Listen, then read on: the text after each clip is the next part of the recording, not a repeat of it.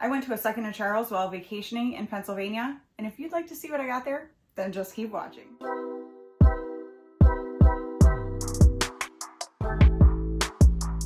Hi, I'm Danielle. If you are new here, thank you so much for stopping by my channel. And if you're coming back, thank you so much for coming back. If you decide that you like what I do here, you check out some of my other videos and are like, okay, I like what she talks about with books, then I hope that you'll consider subscribing to my channel. And please give a thumbs up if you like a video, give a thumbs down if you don't. It helps me gauge what people enjoy seeing. And definitely leave me a comment down below because I love to be able to interact back and forth with you guys. All right. So my husband and I just got back from a really fun, adventurous vacation. We went to 5 different amusement parks in 5 days. And then we met up with a bunch of my family in Pennsylvania and we rented a house together. We went whitewater rafting. We explored some caverns. We did all sorts of fun stuff. One of the amusement parks we went to while on this trip was Dorney Park. And it was a fairly small park. It was super hot that day. So we rode things several times. The lines were really short because everyone was at the water park. And can't blame them there. But yeah, so we rode everything that we wanted to, you know, multiple times, some things. And we were like, okay, we need to get somewhere where it's cooler. Well, I wasn't even paying any attention, but my husband was looking up stuff on his phone. And almost every one of the Cedar Fair, Six Flags parks we go to has a Starbucks, or at least serves like Starbucks somewhere.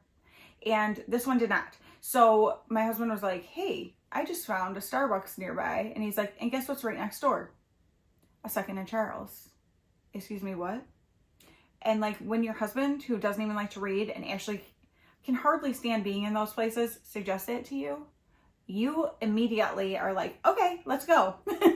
And so we decided to head over to this second in Charles and then made a little stop at Starbucks because duh. But this was in Whitehall, Pennsylvania.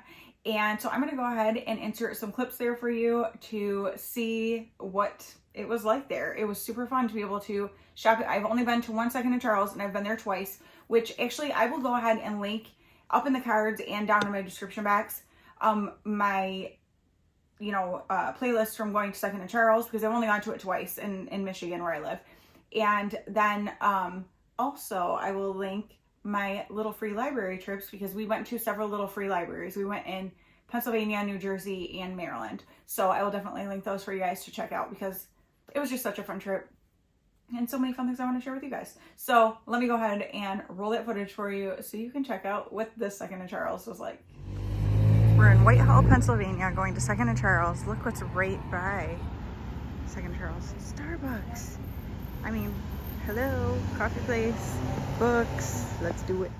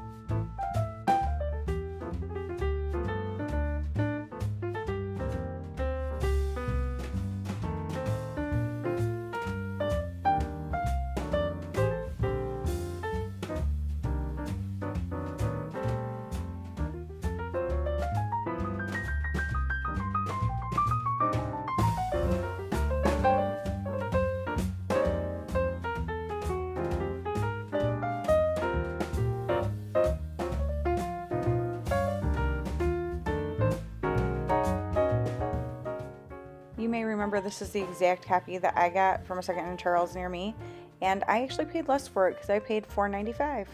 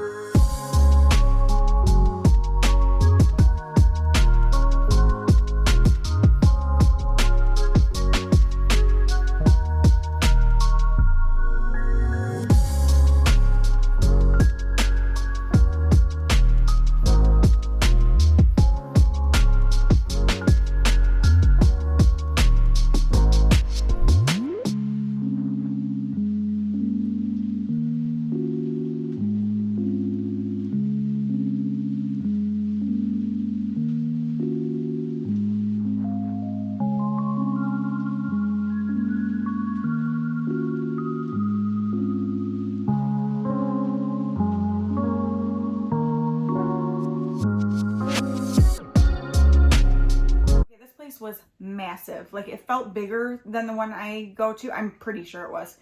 And I also think that the prices seemed like they might have been a little bit better.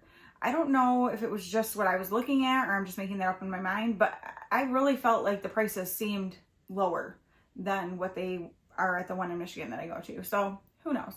But I did end up picking up 5 books and a couple other things from there. And so it was super fun. So let's just go ahead and get into it. The first thing I picked up is Pretty Girls by Karen Slaughter. I have heard about this book a million times.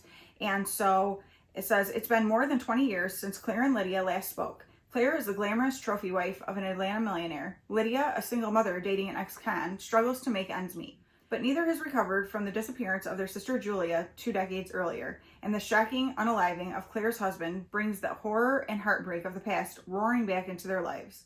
The vanishing of a teenage girl and the unaliving of a middle-aged man, almost a quarter century apart. What could connect them? As they form a weary truce, the surviving sisters unearth the secrets that destroyed their family all those years ago and find the astonishing truth where they least expected it. So I've heard this is a pretty heavy book, and that doesn't usually bother me. Is there something wrong with me? I know there's a lot of people who can read things like that. I think because I know that it's fiction, I can like separate myself from things. And I think that's why I don't cry in books either, because I know it's not like actually real. Now, I think if I was reading a memoir and it was sad, that would make me cry. But in any case, so this book was $4.95, and I guarantee, because I've looked at this book before at the Second and Charles in Michigan, There's more than one second in Charleston, Michigan. I mean, the one that I go to. And I swear I've never seen it that cheap. So $4.95 for that book. I am thrilled to have it. Next up is Dark Roads by Chevy Stevens. I read another Chevy Stevens book. I feel like it's called That Night or something like that. I'll put it up on the screen because I can't remember the title of it right now. But I really enjoyed her writing, and so I wanted to check out some more of what she had to offer. So this says, the Cold Creek Highway stretches close to 500 miles through British Columbia's rugged wilderness to the west coast.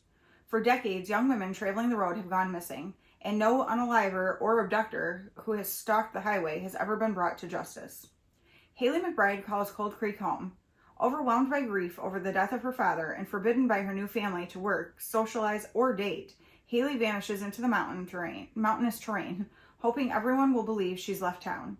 Rumors spread that she was taken by the highway unaliver, who's claimed another victim over the summer. 1 year later, Beth Chevalier arrives in Cold Creek, searching for information about the disappearance of her sister. But Beth's search for answers puts a target on her back and threatens to reveal the truth behind Haley's disappearance. So, reading this made me remember. So Chevy Stevens, the book that I read before is based out of Canada, and so is this one. So, yeah, I really, really enjoyed it. And Mary Kubica, is that how you say her name? Said it's pulse pounding. And, she said Chevy Stevens is back and better than ever. Dark Roads is a chilling, pulse pounding thriller that also tugs at the heartstrings. It's everything you've come to love from a master of the psych thriller genre. So, yeah, it's definitely very psychological thriller type, and I am so down for that. This, I paid $4.50. $4.50. That's what I'm saying. If you remember, I tend to go for the very inexpensive books because since I get brand new books from Book Outlet during the $5.99 fiction sale, or even just very inexpensive from there that are brand new, it's hard for me to go into a used bookstore and pay more than that for a used book. Do you know what I'm saying? And so I definitely tend to kind of go for the less expensive ones, but still $4.50 and $4.95 for the other one. I feel like it's just way better prices. This next one was just sort of a random find. I have no idea what it's going to be like. It's called The Wicked Girls by Alex Marwood. And honestly, I pulled it out.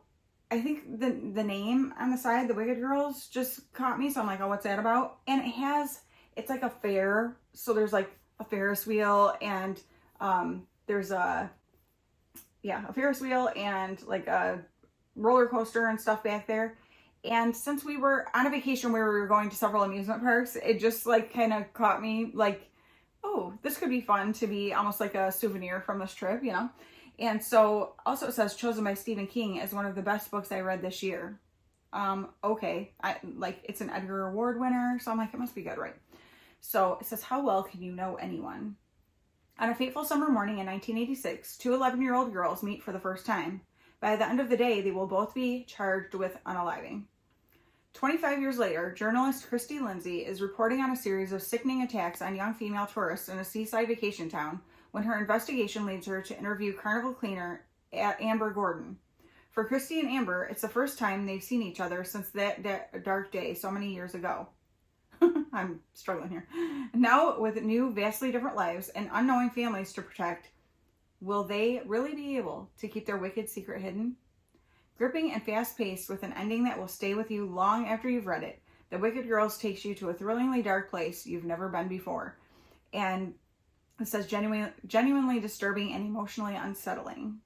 Utterly compelling, psychologically rich, complex, and masterfully plotted. I couldn't put it down. I can't wait to see what Alex Marwood comes up with next. A brilliant exploration of the sins of the past colliding with the mistakes of the present. So this definitely sounds like you're, seeing what happened in the past, but now you're being brought to the present day and seeing what's, how this is still affecting these people and kind of whatever going from there. This one was $5. Okay, $5. But this sounds really good to me. And again, like I said, this is one that'll stay on my shelf, and I'll probably actually write in it that I got it on this trip because of it being like that stuff in the background that totally goes along with our amusement park trips. So, and a day that we were literally at the amusement park and then went over to the store. So I think that's super fun. Now this next one, I have heard so many people talk about this book and they're like, oh my gosh, you have to read this book. You have to read this book. And I have this weird like aversion to things sometimes. Like when things are super, super hyped, it makes me like turned off to it. And I mean, I do it with like TV shows.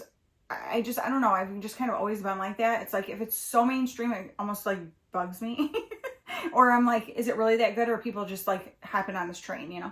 And so I've heard so many good things about this book, but also I've heard that about some other books that I've read since and was like, but then I've read some that I'm like, yeah, I see what you're saying. So I'm hoping this will be one of those where I'm like, oh yeah, I see what you're saying.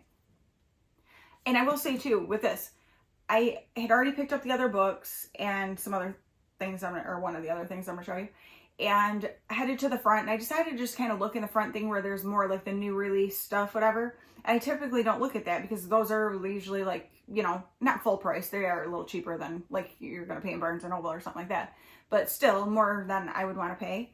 And when I started looking through, there were used books in those sections too. And I'm like, oh my gosh. And literally this book I had been looking for back in the other sections and couldn't find it. And some other books that I had been looking for, and they were up there in the front. So I'm like, okay, now I know to look in that place at the one nearer to me because I didn't realize that before. But so I picked up The Invisible Life of Addie Laroo. So if you've read this, will you let me know down below and let me know if you think the hype is real or if you're like, it was just okay. But yeah, I decided to give it a try. So by V.E. Schwab. And I mean, I was glad to be able to pick up like a cool copy of it. I mean, like a nice hardback copy of it in case it is something that I really love, because then it'll stay on my shelves and look just really nice. So this is the end pages are just like that. And there are, you can't really see, I don't know if you'll be able to tell, there's like birds embossed kind of into it. And then just The Invisible Life of Addie Laroo on the side here. And let me tell you what it's about if you don't already know. France, 1714. In a moment of desperation, a young woman named Adeline meets a dangerous stranger and makes a terrible mistake. As she realizes the limitations of her Faustian bargain, being able to live forever without being able to be remembered by anyone she sees, Addie chooses to flee her small village as everything she once held dear is torn away. But there are still dreams to be had and a life to live, and she is determined to find excitement and satisfaction in the wide, beckoning world, even if she will be doomed to be alone forever. Or not quite alone, as every year on her birthday, the alluring Luke comes to visit, checking to see if she is ready to give up her soul. Their darkly thrilling game stretches through the ages, seeing Addie witness history and fight to regain herself as she crosses oceans and tries on various lives. It will be 300 years before she stumbles into a hidden bookstore and discovers someone who can remember her name. And suddenly, everything changes again. So I have heard great things about this, and just thinking about the idea of, okay, you could live forever, but nobody will remember you. And like, is that really what you'd want? You know? And so I think this is going to be a very like thought-provoking kind of a book, which I love that. You guys, so this hardcover, it's in excellent condition. Like, I mean, it almost seems like no one actually read it. Like, I mean, it seems brand new. $8.25. Like what? $8.25? Heck yeah, I'll pick that up. So I was really excited to find that. And like I said, now I know to look up in that front section where I was kind of avoiding at the Second and Charles near to me, because I thought it was all like just new release stuff and things that were more expensive. But now I might have stumbled onto something that I'm really excited about. The last book I picked up is the thing I'm the most excited about, and it's totally nostalgia based. And it is Wait Till Helen Comes by Mary Downing Hahn. Now, if you have seen, I think even in my very first video I did, like my booktuber newbie tag or something, I'm pretty sure I talked about this book because it is one of the first books that I really remember reading and just absolutely loving. You know, just it really drawing me in when I was young. And so just a creepy book and that kind of stuff. And I'm like, I want to read it again as an adult and see like what I think of it now. Like, is it super corny? But to me, it was super scary back then. I mean, I would guess that's probably how it's going to be, but just for nostalgia's sake, I want to see how much of it I actually remember, because off the top of my head, I can't really remember much about it. So I just thought it would be so fun. And I have looked for this in the Second Charles near me, and I have never been able to find it. They have a ton of her other books, but never this one. And this particular store had like 4 copies of this that were all different, like some were kind of banged up and stuff. And so this one is in pretty good shape, and it's just a scholastic version. It's not anything special, but I don't care. And it was $2.45. Like $2.45 for total joy of nostalgia. Give it to me now. So I was super excited to pick this up. My husband's like, why are you buying a children's book? And I'm like, just listen. So yeah, really excited about that. I decided I wanted another cute little bookmark. I typically go for the magnetic bookmarks, and I really like those. But then there is something that I love about having like the tassel hang out of your book. I don't know, like it's a mood thing. You know, like people are mood readers. I'm a mood bookmark user. And so when I saw this one, I was like, this is so cute. I'll actually pull it out of the little plastic here so you can see it without a glare. So it's a little lollipop tree. I really liked the colors, and it's got a little bit of foiling to it. And then I really love the tassel and like the little bead that's on it. The back has, I'm not sure why you'd need this, but it's got a ruler. But I just really loved, it's simple with the little silver metallic spread through it. And it's like, the little white spots are like glossy, so they kind of shine. But yeah, nothing like super spectacular or anything, but I just thought it was really cute. And I think that will be really cute hanging out of my books. And so that was $2.95. So I didn't think that was too bad.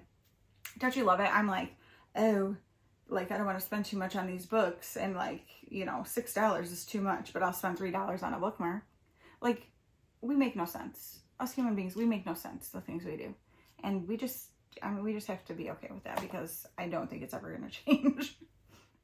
And then the last thing that I got, I'm so excited about this. So I have been wanting, I see people, especially Maria from Books and Mo, always has really cute bookish type shirts on. And I'm like, oh, where should she get those? She lives in Ireland. And so, I mean, I'm probably not going to be able to go shop from the same store she gets them from, but she might get them from like Etsy or something. So I got to find out. But I have been looking for some, but again, Etsy, pretty expensive. But then I don't like the super cheap ones from like Temu or Shein or something. And so I'm like, I just hope someday I can find a really cute bookish shirt. Well, I went over to the wall of shirts that they had, which I'll actually go ahead and insert a little clip for you right now.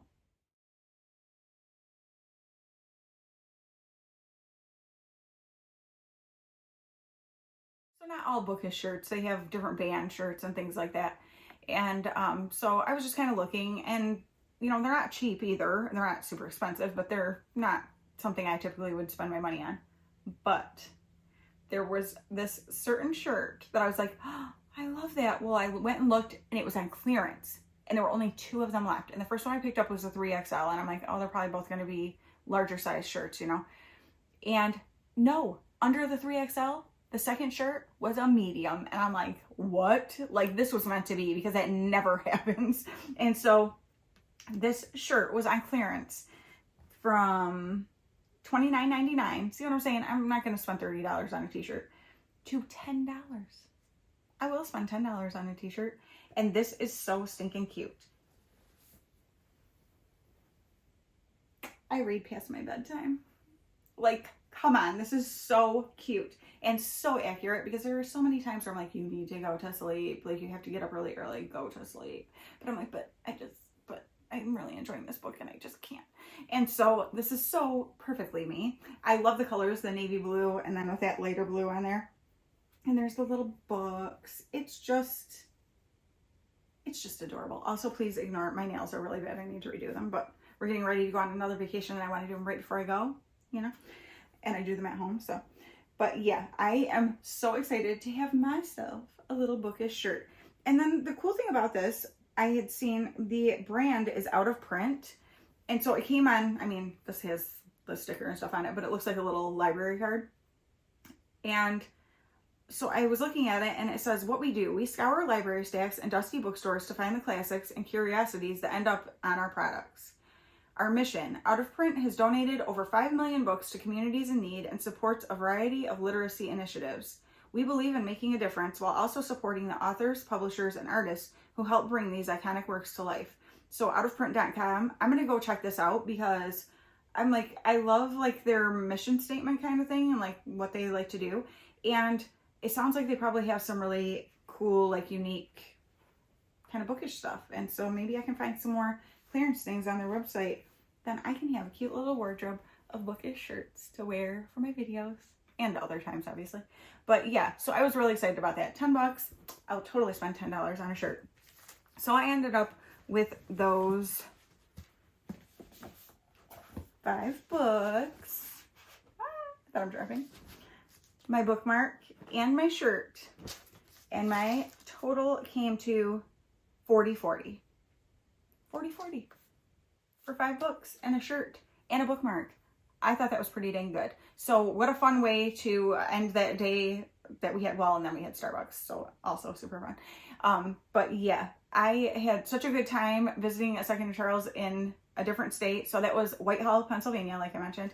And so if you're in the area, maybe check it out. But I hope you guys enjoyed seeing what I got, and I can't wait to hear what you think of it. Have you read any of these books? Do you have any comments about them? No spoilers. And yeah, like I said, let me know if you think, if you've read The Invisible Life of Addie Laroo, if you think the hype is real, or if you're like, nope, overhyped. I want to hear what you think. All right, thank you guys so much for watching. I will talk to you again very soon. Bye.